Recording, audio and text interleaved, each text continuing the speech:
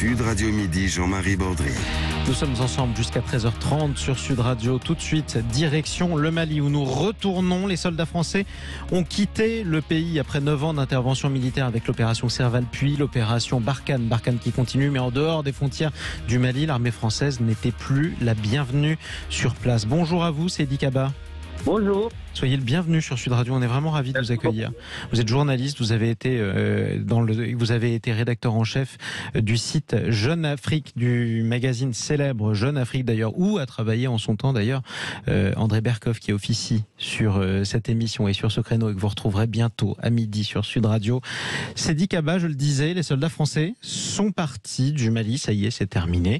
Ils n'y étaient clairement plus les bienvenus et à tel point d'ailleurs que aujourd'hui la junte au pouvoir au Mali interpelle le Conseil de sécurité de l'Organisation des Nations Unies en dénonçant des actes d'agression de la France, mais aussi une certaine collusion avec les mouvements terroristes. Oui, c'est exact. Vous avez bien fait de rappeler que le divorce s'est un peu mal terminé. Ouf. En 2013, lorsque la France est arrivée au Mali sous l'opération Serval, il y avait le Veillou, il y avait le Tantam, il y avait tout l'accueil. Et puis, 9 ans plus tard, le 15 août, lorsque le dernier soldat français a franchi la frontière entre le Mali et le Niger, les choses se sont passées dans des conditions tellement dégradées qu'il n'y a pas eu de cérémonie officielle de retraite de l'armée française. Et aujourd'hui, on franchit un nouveau palier dans la dégradation des relations avec cette décision de la junte malienne de saisir le Conseil de sécurité pour apporter, en tout cas c'est ce qu'ils disent, la preuve qu'il y a eu une collusion entre la France et le groupe djihadiste, une collusion qui s'est, d'après eux, traduite par la fourniture de renseignements et même l'armement du groupe djihadiste. Mais on attend vraiment d'avoir des preuves matérielles pour être fixées. C'est-à-dire que pour l'instant, les autorités maliennes n'ont nous fourni aucune preuve. Qu'est-ce qu'elles demandent au Conseil de sécurité, dans la mesure où en plus la France en est un membre permanent? Elles veulent établir la preuve qu'il y a cette connivence, que les mauvais résultats aujourd'hui, il faut le dire, de la lutte contre le terrorisme au Mali, s'explique aussi en partie parce que la France a soutenu les groupes djihadistes. C'est ce qu'ils disent. Je pense que derrière ça aussi, il y a la volonté de protéger les nouveaux alliés, puisque comme on sait, la France a contracté, le Mali plutôt a contracté le service de la société privée russe Wagner, a fait venir la Russie et pour l'instant, concrètement sur le terrain, on n'en voit pas les résultats. Et donc, pour essayer d'expliquer ça aussi, les Maliens, la junte malienne principalement, essaie d'expliquer, c'est pas parce que l'effort n'a pas été fait, c'est parce que les groupes djihadistes ont été soutenus. On essaie de faire porter le chapeau à la France, quoi. Oui, et puis, bon, pour tous ceux qui travaillent sur cette question-là, ils attendent vraiment d'avoir les preuves, parce que, comme on sait, la France a quand même éliminé d'importantes figures du djihadisme au Sahel. Je pense à Drogdel, le grand patron d'AQMI, je pense à Adnan al-Sahraoui, le grand patron de l'OIS. Ce pays qui a autant porté de coups aux djihadistes, peut-il vraiment soutenir ces groupes djihadistes au point de leur apporter du renseignement et de l'armement?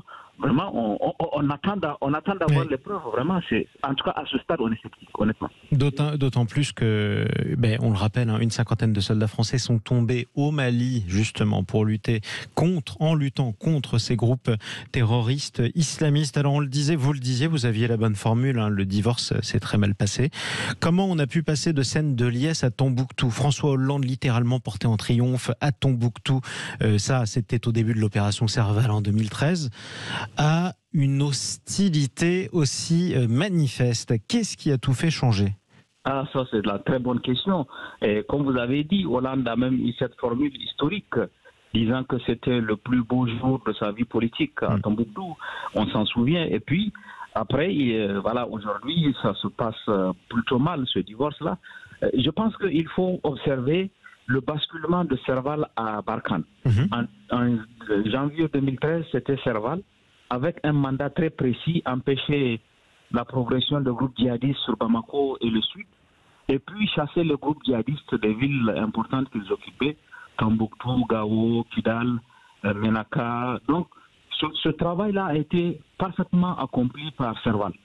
Et à partir de 2014, on est passé de Serval à Barkhane. Et le mandat de Barkhane était beaucoup plus large au-delà du Mali. Lutter contre le terrorisme sur l'ensemble du Sahel, c'est à peu près 5 fois la superficie de la France, 2,5 millions de kilomètres carrés. C'était un pari difficile et finalement, on n'est pas surpris par les résultats. C'était difficile dès le départ. Ensuite, il y a eu, je pense, le fait qu'on a privilégié le tout sécuritaire et militaire. On n'a pas intégré les autres dimensions, la question du développement, la question de la gouvernance dans ces États, la question de la cohésion sociale. Tout ça n'a pas été suffisamment pris en compte. Et du coup, on s'est retrouvé avec des résultats en deçà des attentes de population. Et ça a créé une sorte d'interrogation et disant que bon, on a quand même une des plus puissantes armées du monde qui est avec nous, qui n'arrive pas à éradiquer le terrorisme, comment ça se fait, etc.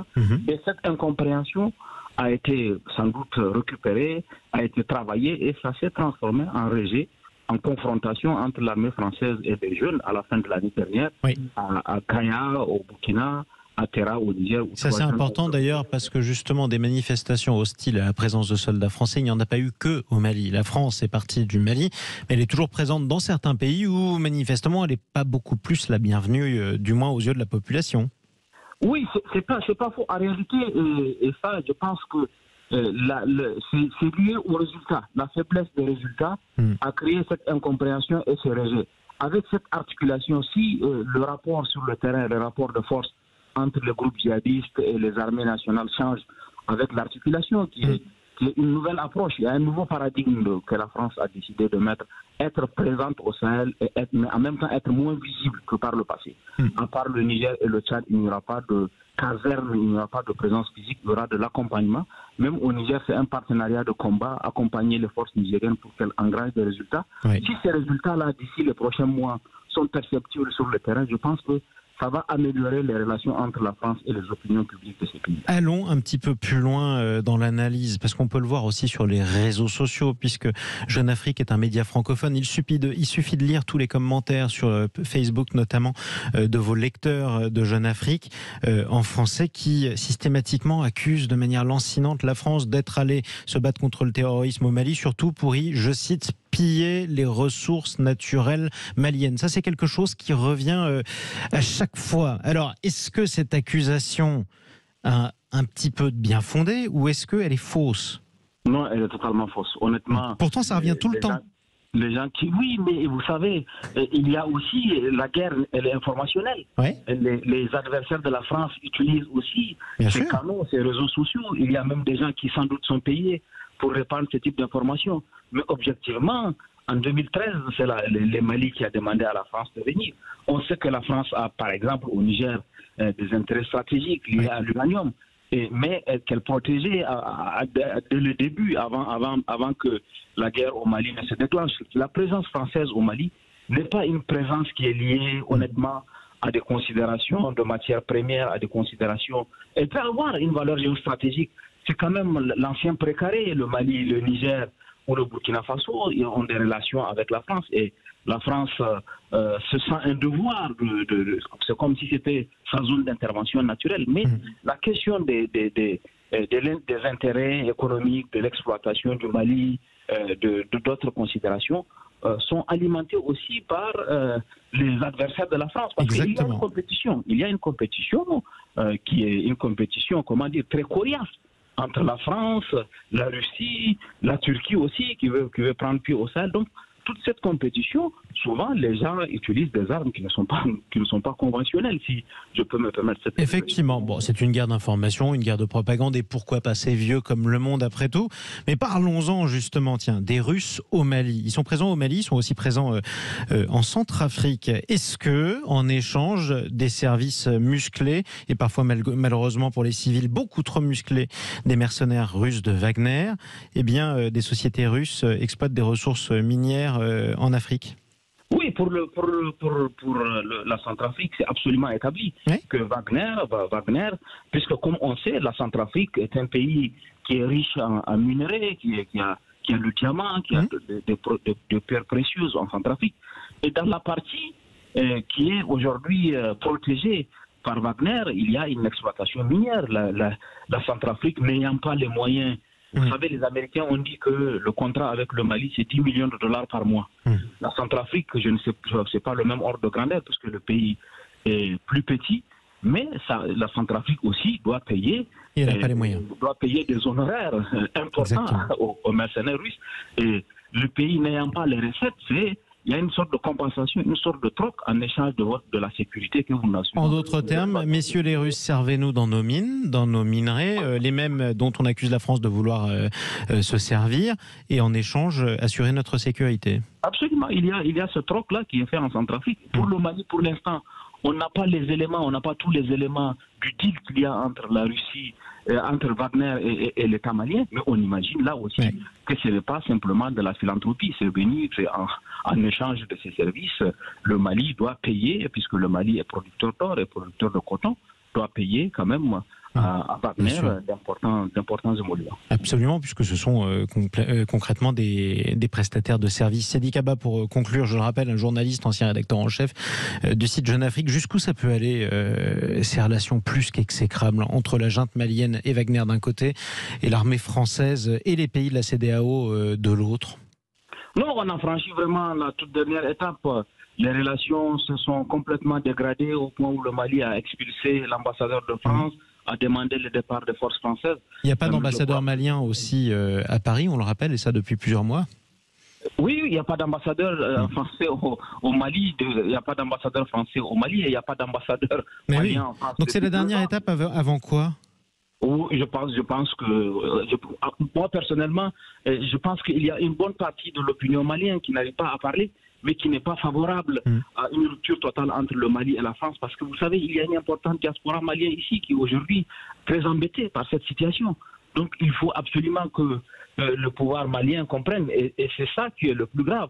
C'est-à-dire qu'après cette junte-là, il va falloir reconstruire ce type de relation qui est lié par l'histoire et qui est lié par les liens sociaux. Les binationaux franco-maliens sont très importants et aujourd'hui souffrent de cette situation et ne veulent pas de rupture. Donc je pense peut-être que le pouvoir malien finira par entendre raison et arrêter d'être instrumentalisé, parce qu'il ne faut pas se cacher la vérité. Les nouveaux alliés du Mali aussi sont derrière, sont de bout de feu, essaient de faire dégrader cette relation. Mais je pense que l'erreur du Mali, c'est de n'avoir pas compris qu'il peut avoir une relation bilatérale avec la Russie et une relation bilatérale avec la France. Effectivement, en tout cas, on ne rappellera jamais assez aussi. Il y a de vieux liens du sang entre le Mali et la France. Alors je le disais, 50 soldats français au moins qui sont morts au Mali pour lutter contre les terroristes. On peut aussi rendre hommage à ces milliers de Maliens qui se sont battus pour la libération de la France dans la Seconde Guerre mondiale et qui aussi se sont battus aux côtés des soldats français lors de la Première Guerre mondiale et qu'on n'a pas oublié, en tout cas en France, quoi qu'il arrive. Merci beaucoup, Seydi Kaba. Je vous en prie, bonne continuation. Merci à vous d'être intervenu sur Sud Radio. Journaliste, ancien rédacteur en chef du site Jeune Afrique, du site et du magazine Jeune Afrique, magazine extrêmement célèbre et que vous pouvez lire d'ailleurs. Si vous permettez, auteur de Mali Sahel, notre Afghanistan à nous, qui est paru cette année à Impact Édition. Effectivement, Mali, Sahel, notre Afghanistan à nous. Alors pour le coup, la France, effectivement. Merci beaucoup d'être intervenu sur Sud Radio, Seydi Kaba. On vous rappellera avec le plus grand plaisir sur Sud Radio, quoi qu'il en soit. Allez, restez avec nous. Retour en métropole dans un instant sur Sud Radio, juste après les informations. Est-ce qu'il faut cibler la fameuse allocation de rentrée scolaire que les parents d'élèves ont commencé à toucher? C'est en tout cas l'idée de certains députés de droite. On sera avec l'une d'elles, députée Les Républicains de Haute-Savoie, qui débattra en compagnie d'Éric Labastie, secrétaire général de la FCPE, Fédération de parents d'élèves. Évidemment, ils ne sont pas du tout d'accord. Vous êtes parents d'élèves, vous nous appelez 0826 300 300. On vous donne la parole sur Sud Radio.